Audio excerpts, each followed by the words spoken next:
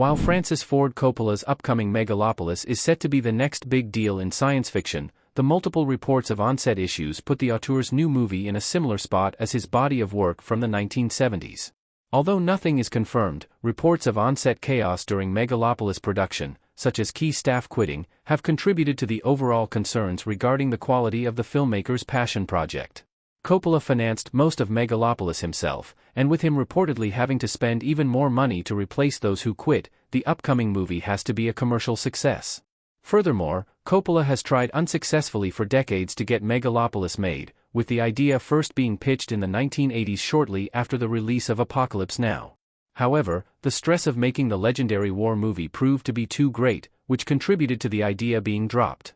After a few more attempts throughout the 1990s and 2000s, Coppola decided to self-fund it himself in 2019. While the reported chaos is concerning, star Adam Driver's positive Megalopolis comments suggest that the movie might be in better shape than what has been reported. Megalopolis filming controversy explained. Megalopolis has endured multiple on-set issues since its August 2022 production start date. Adam Driver is wet and disheveled as he looks at something with wide eyes in the movie 65. Megalopolis was conceived by Coppola while working on Apocalypse Now, but the financial undertaking prevented him from being able to successfully pitch the movie to studios. As such, Coppola made Bram Stoker's Dracula, Jack, and The Rainmaker to get out of debt and focus on Megalopolis. After clearing his debt, Coppola returned to the idea in the mid-90s with Nicolas Cage and Robert De Niro in mind for roles. By the time Coppola was ready to move forward, the September 11, 2001, terrorist attacks effectively halted production, as pre-production was set to happen in New York City around the time.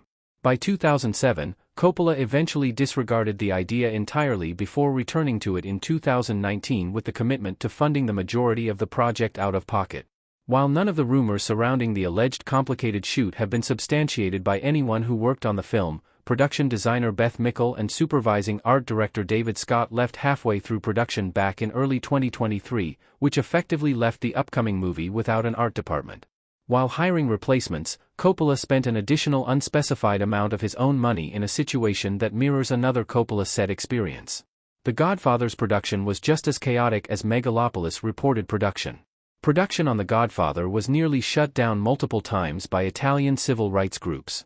The Godfather's pacing, style, and strong acting performances have all contributed to the film going down in cinema history as one of the greatest films ever made, but various on-set problems complicate the now legendary film's creative history. While Coppola's direction can't be denied, he wasn't Paramount Pictures' first choice to lead the project. After coming off a string of box office bombs, Paramount Pictures was in an uncomfortable spot creatively, and Coppola was still a relatively new director. As such, more established names like Elia Kazan and Arthur Penn were strongly considered, but they all declined, leading to Coppola being hired. Coppola's unorthodox artistic decisions, such as the dim lighting and insistence on Al Pacino as Michael Corleone, proved problematic early in The Godfather's production, as none of the studio executives agreed with the director.